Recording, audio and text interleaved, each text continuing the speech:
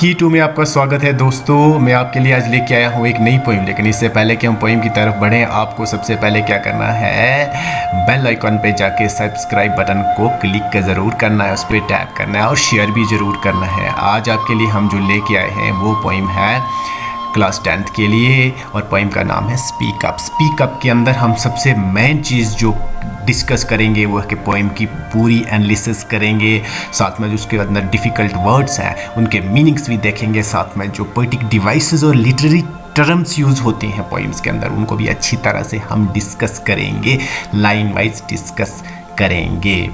इससे पहले कि हम पोइम में थोड़ा आगे बढ़ें, पहले पोइट के बारे में जानकारी ले लेते हैं कि फैज़ अहमद फैज़ जो हैं वो क्या थे। फैज़ अहमद फैज़ 1911 में पैदा हुए और 1984 के अंदर उनकी मृत्यु हो गई। वो सियालकोट पंजाब में पैदा हुए थे। आज जो सियालकोट है वो पाकिस्तान का हिस्सा है, पहले इंडिया का हिस्सा हुआ करता था। He is recorded as most influential poet in Urdu. Urdu के अंदर वो एक नामवर शायर हैं, बहुत ज़बरदस्त शायर हैं भाई। And he was nominated twice for Nobel prize, और उनको आपको बताया 2 बारी नोबेल प्राइज़ के लिए भी नॉमिनेशन किया गया था, नामजद किया गया था। नोबेल प्राइज़ नहीं मिला लेकिन कम से कम नॉमिनेट होना भी सबसे बड़ी बात है। He won the Lenin peace prize in 1962 के अंदर उनको पता है क्या मिला था, लेनिन पीस प्राइज़। ये जो पोइम हम अभी पढ़ रहे हैं स्पीक अप, ये उनकी एक कलेक्शन है पोइम्स की जो 1941 के अंदर पब्लिश हुई थी। नक्शे फरियादी वहाँ से ली गई है। जैसा कि इस पोइम बता रही है स्पीक अप, ये उस समय लिखी गई थी जब इंडिया जो है वो अंग्रेज़ों के अंडर जो है वो गुलामी कर रहा था। अंग्रेज़ जो थे वो हमारे हुक्मरान थे, आहिस्ता आहिस्ता वो छोड़ के तो जा रहे थे हमें, बट जो है वो जुल्म उन्होंने बहुत किए थे। कितने ही गरीबों को उन्होंने दबा के रखा था। लोग जो है डर की ज़िंदगी बसर करते थे उस समय। हालांकि लोग सामने तो आ गए थे लेकिन कुछ लोग ऐसे थे जो अपने अंदर की आवाज़ को बुलंद नहीं करना चाहते थे, और उनके लिए जो शायर हैं वो उनको इनक्रेज करते हैं, उनको हिम्मत दिलाते हैं, उनको हौसला देते हैं कि भाई ऊपर उठ जाइए, आइए, देखिए आप बिल्कुल सही है, अच्छे हैं। सिर्फ एक ही बात है कि आपका मुँह नहीं खुलता, बात नहीं करते। आप बात करिए, बात करेंगे, बोलेंगे। आपका जो मुर्दापन है आपके अंदर, जो यानी आप उठ नहीं पा रहे हो, कह नहीं पा रहे हो, उसको जगाइए, अपने अंदर की हिम्मत को सामने लाइए और कुछ बोलिए यही कि हमें जो बोलना है वो हमें अंग्रेज़ों से आज़ादी चाहिए। और इसको अगर हम थोड़ा और एंगल से भी ले लें, ये पोइम जो है वो हमेशा क्लासलेस सोसाइटी की बात करते थे। उन लोगों की बात कर रहे हैं जो वॉइसलेस हैं, जो कुछ बोल नहीं पाते, जो कह नहीं पाते। हालांकि उनका राइट होता है, अपने राइट के लिए भी बोल नहीं पाते, उनको भी थोड़ी हिम्मत दिलाने वाली बात करते हैं। ये पोइम चूँकि उर्दू के अंदर लिखी गई है और उनको ट्रांसलेट किया है शिवनाथ द्वारा, बाद में ट्रांसलेट किया गया है इनको पोइम को। तो उर्दू के अंदर जो ये पोइम लिखी गई है, और ये भी जो अपने Jammu and Kashmir state board of school education या NCERT ने भी कहा है कि आप इसको ज़रा थोड़ा उर्दू में भी पढ़िए। तो उर्दू में अगर आपको पढ़ेंगे तो उसको थोड़ा और भी मज़ा आएगा। इससे पहले कि हम इस पोइम में आगे इसकी तरफ चलें, पहले मैं आपको इसका उर्दू वर्जन ज़रा सुनाता हूँ। उर्दू में जो उन्होंने लिखी थी उसमें क्या लिखा था, देखिए लिखते हैं। बोल की लब आज़ाद हैं तेरे, बोल कि लब आज़ाद हैं तेरे, बोल ज़बां अब तक तेरी है, तेरा सुतवां जिस्म है तेरा, बोल के जान अब तक तेरी है। देख के आहंगर की दुकान में, आहंगर क्या होता है, वो लोहार की बात करें। देख के आहंगर की दुकान में, तुंद है शोले सुर्ख है आहन, खुलने लगे कुफलों के दहाने, फैला हर एक जंजीर का दामन, बोल ये थोड़ा वक्त बहुत है, जिस्मो ज़बां की मौत से पहले, बोल के सच जिंदा है अब तक, बोल जो कुछ कहना है कह ले। चलिए अब हम लाइन बाय लाइन जो है इसकी थोड़ी देखते हैं कि क्या लिखा है इसमें इन्होंने। कहते हैं speak up for your lips are not sealed. अरे बोलिए, कहिए, अरे चुप रहने वाले कहिए, तेरे होंठ बंद तो नहीं, तेरे अंदर वो हिम्मत नहीं, तेरा मुंह तो बंद नहीं, वो भी तो खुला है। तू तो कम से कम बोल सकता है, वही कह सकता है। And your words are still your own, और जो तुम्हारे लफ्ज़ हैं वो भी तुम्हारे ही हैं यार, तुम कहोगे तो तभी सामने आएंगे ना।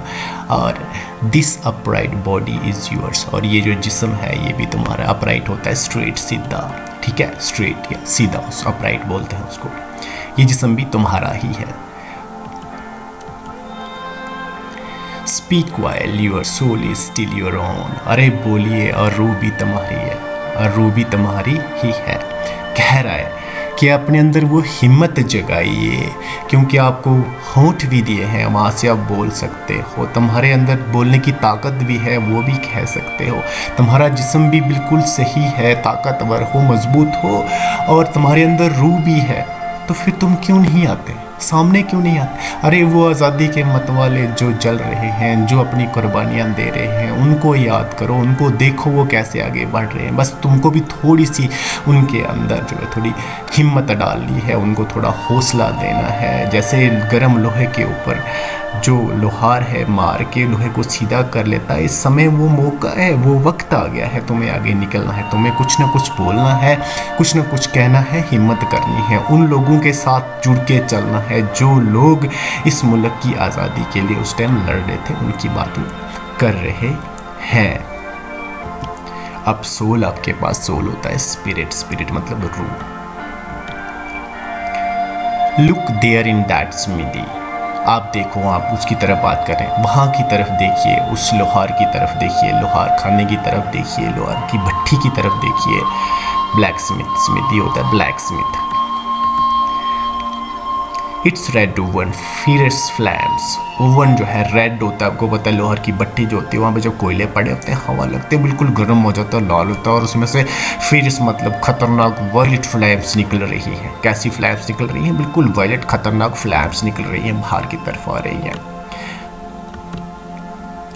और the padlocks are already opening their mouths, कह रहे हैं, और जो पेडलॉक्स हैं वो भी अपना मुंह खोल रहे हैं। कह रहा है उस स्मिदी की तरफ देखिए, वहाँ पे रेड ओवन बड़ा हुआ है और उसमें से फ्लैम्स निकल रहे हैं। देखिए यहाँ पर जो पोइटिक डिवाइस यूज़ हुए हैं और लिटरेरी टर्म्स यूज़ हुई हैं। स्मिदी, स्मिदी आपके पास लोहार, ब्लैक स्मिथ, ये पूरे कंट्री को ही उसमें उन्होंने जोड़ लिया है, इकट्ठा कर लिया है कि स्मिथी, समझिए एक पूरा कंट्री जो स्ट्रगल है फ्रीडम के लिए, उसको स्मिथी के साथ जोड़ा हुआ। फिर इस फ्लैम्स का मतलब यहाँ पे है वो खतरनाक फ्लैम्स, यानी जो आवाज़ें जो हैं वो बाहर की तरफ आ रही हैं, लोग बोल रहे हैं, बहुत आवाज़ें।